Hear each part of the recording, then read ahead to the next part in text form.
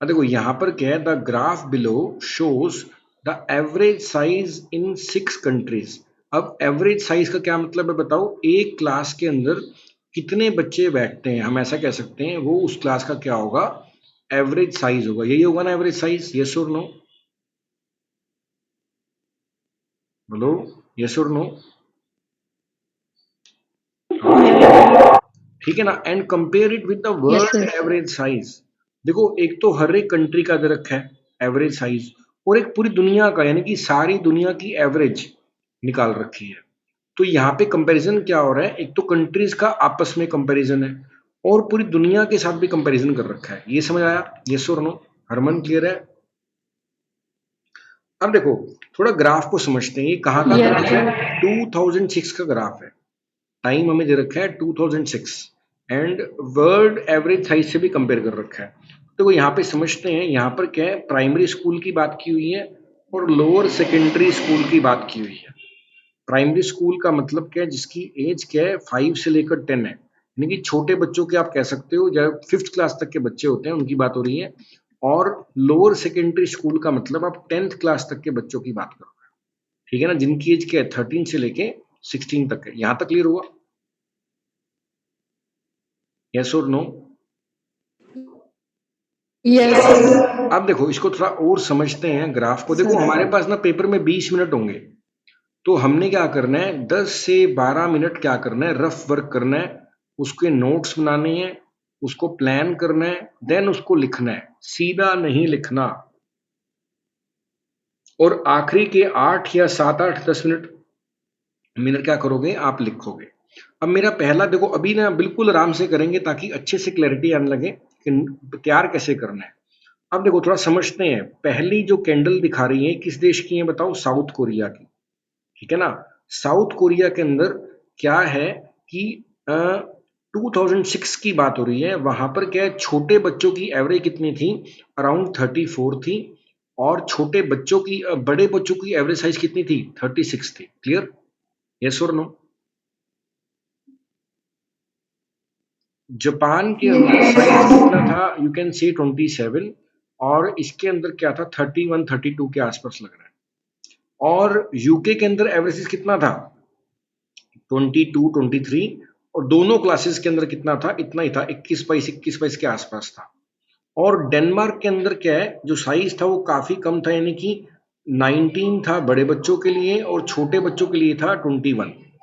ठीक है ना। मैक्सिको के अंदर क्या था, छोटे बच्चों का साइज कितना था, 21 के आसपास, लेकिन बड़े बच्चों का क्या है, 31 के आसपास दिख रहा है, काफी ज्यादा गैप दिख रहा है हमारे को यहाँ पे। और आइसलैंड के अंदर साइज कितना था हमारे पास, 15, और यहाँ पर कितना है, 16 17 कह सकते हैं बड़े बच्चों का। और वर्ल्ड पूरी दुनिया की अगर अपन एवरेज देखें ना, पूरी दुनिया की एवरेज निकालें, तो एक क्लास के अंदर जो साइज है 2006 के अंदर वो था 26, और कम था 24 बड़े बच्चों के लिए। ये बताओ पहले ग्राफ समझ आया कि नहीं आया, यस और नो? क्योंकि पहला स्टेप है ठीक से ग्राफ को समझ लेना, ऐसा नहीं है कि सीधा ही लिखने लग गए। पहले आपने 2 3 मिनट अंडरस्टैंड करना है ग्राफ को, कि what the graph is talking about. Yes और no, till this point any doubt? Yes, sir. अब देखो थोड़ा समझते हैं, ये तो हमने रफ वर्क कर लिया, अभी अपन रफ वर्क कर रहे हैं कि मैनेज कैसे करना है। अब देखो एक स्टेप और आगे बढ़ते हैं। अब मैं अगर देखो यहाँ पर क्या है, 34 है। अब देखो मेरे को ये बताओ, एक्स एक्सिस पे कितने एलिमेंट्स पड़े हुए हैं, 1 2 3 4 5 6 7, और राइट पे कितने बने हुए हैं, 2। तो बताओ कॉलम आपके बीपीस कितने बनने चाहिए, 7 बनाओगे या 2 बनाओगे, खुशी बताओ? 2. 2 बीपीस बनाएंगे हम। वो 2 बीपीस कोर्स किसके होंगे, एक तो प्राइमरी स्कूल का होगा, एक लोअर सेकेंडरी स्कूल का होगा। तो देखो अब इसका थोड़ा रफ वर्क करते हैं। इसका रफ वर्क करें तो बताओ इंट्रोडक्शन में क्या लिखेंगे हम, सबसे पहली बात क्या लिखते हैं इंट्रो के अंदर बताओ, टाइप। ये बताओ ये कौन सा ग्राफ है, ये पाई चार्ट है, बार ग्राफ है, लाइन ग्राफ है, क्या चीज है ये बार ग्राफ है। Bar.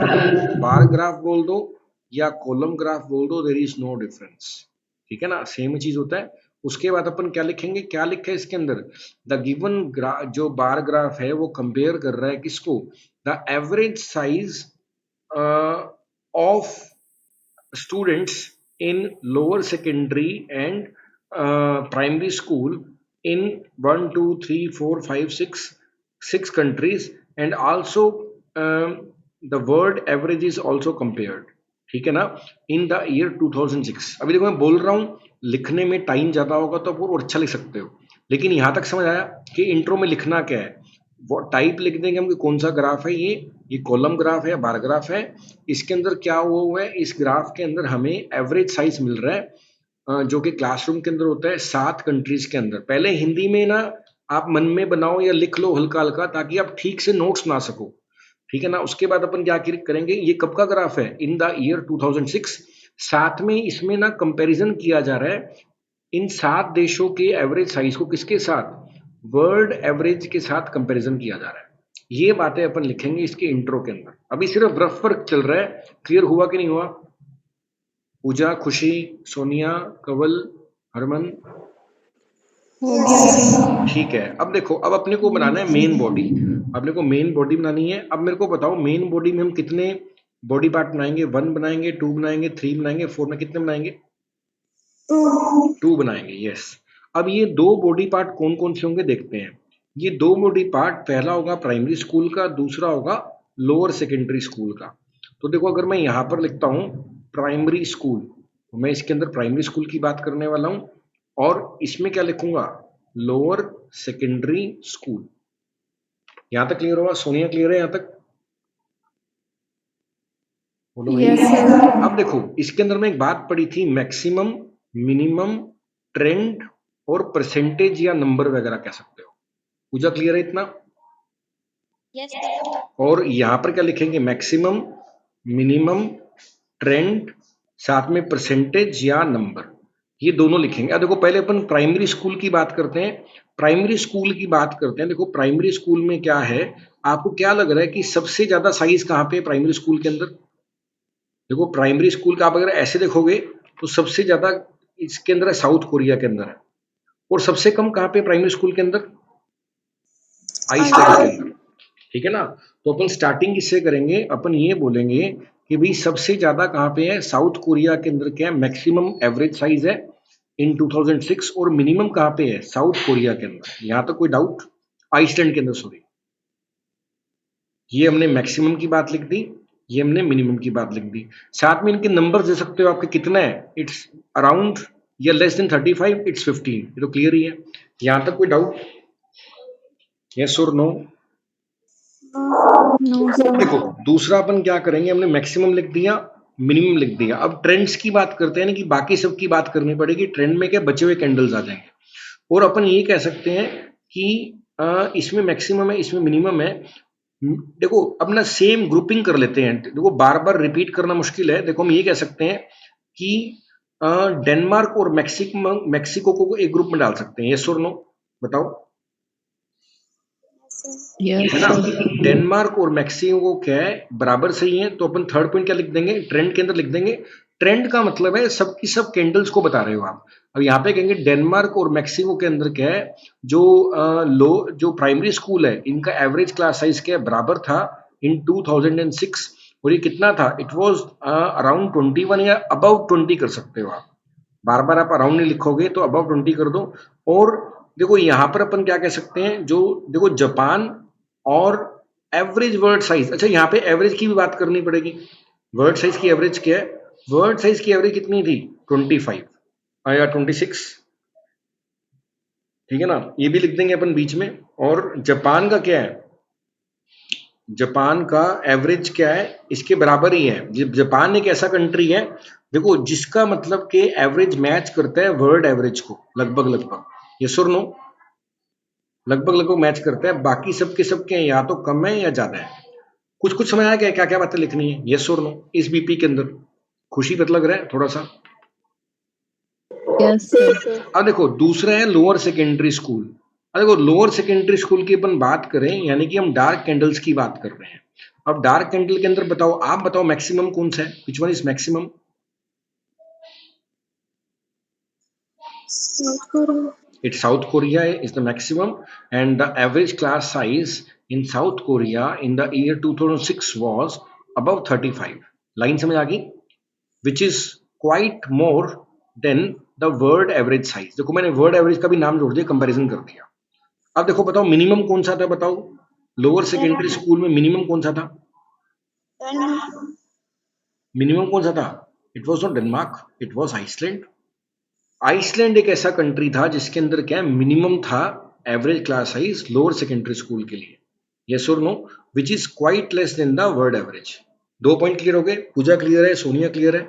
मैक्सिमम लिख लिया हमने, मिनिमम लिख लिया। अब अपने को करनी है बात ट्रेंड्स की, तो ट्रेंड में देखते हैं। देखो मतलब कि मैक्सिको और जापान ये 2 कंट्रीज हैं, बराबर है, और बाकी के जो 2 कंट्रीज हैं यूके एंड डेनमार्क, ये दोनों के दोनों क्या है वर्ल्ड एवरेज से कम है, and they are around 20, their size is around 20। हो गया? मालूम पड़ गया कैसे क्या क्या क्या लिखना है? बताओ भाई।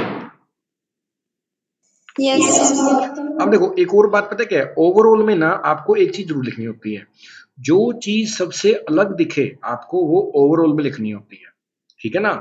जो चीज सबसे अलग दिखे वो आपको ओवरऑल में, ओवरऑल मैक्स लिख दो, आप ट्रेंड लिख दो, और एक ध्यान रखना जो चीज अलग है डिफरेंट है उसको आप ओवरऑल में जरूर लिखते हो, जरूर जगह देते हो।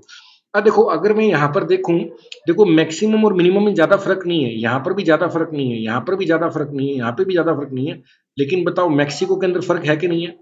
यस और नो? यस तो मैक्सिको एक ऐसा कंट्री है जिसके अंदर प्राइमरी स्कूल और लोअर सेकेंडरी स्कूल के एवरेज साइज के अंदर काफी ज्यादा फर्क है, और ये कितना फर्क है? अराउंड अराउंड 15 या 10 स्टूडेंट्स का फर्क है। यस और नो? यस ठीक है ना? और देखो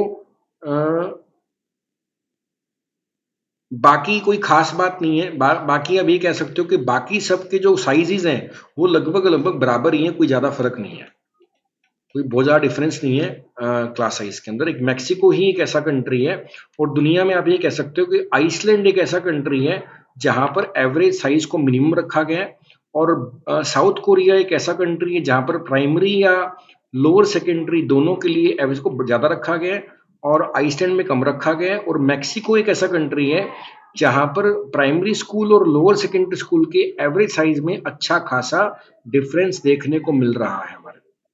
आगे समझ क्या क्या बातें कवर करनी है?